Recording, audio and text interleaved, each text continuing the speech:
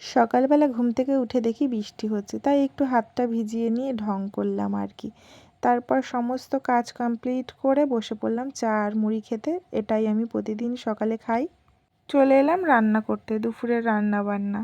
গতকালের ভিডিও এটা, আজকের নয় কিন্তু। গতকাল করেছিলাম রুই মাছের ঝাল, পটল ভাজা, এদিকে ছিল উচ্ছে আলু ভাজা। সেগুলোই তোমাদের সঙ্গে, বেশ অনেক দিন আমি কোনো ভিডিও শেয়ার করি না। অনেক দিন বলতে প্রায় 15-20 দিন তো হয়েই গেছে। তারপর আজকে একটা ভিডিও, আমার এডিট করার টাইমই হয় না। ভিডিও নিই কিন্তু পরে সেগুলো আমি ডিলিট করে দিই, কিন্তু এডিটিংয়ের অভাবে ভিডিওগুলো ছাড়া হয় না। তো আজ ভাবলাম না, আজ একটা ভিডিও দিতেই হবে। দেখো রান্নাগুলো কিন্তু হয়ে গেছে। এদিকে পটল তেল করেছিলাম, এটা দারুণ টেস্টি হয়েছিল খেতে। তারপর সন্ধেবেলা চলে গেছিলাম একটু বাজারে। কি বাজার করলাম বলো তো?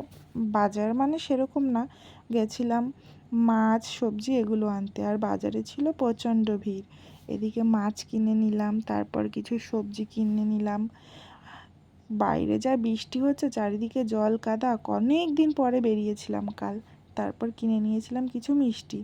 রাত্রে রান্না করে নিয়েছিলাম ডিম আলুর তরকারি, আর করেছিলাম ভেন্ডি ভাজা।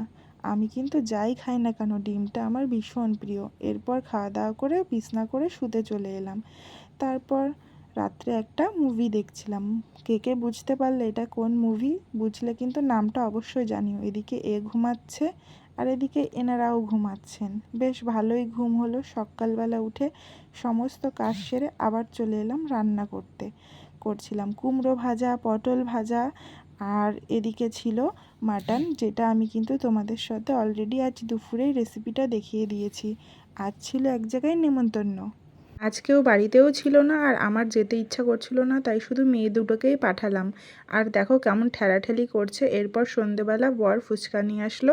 আজকের ভিডিওটা এই অবধি। কেমন লাগলো সবাই জানিও। ভালো থেকো সবাই, টাটা।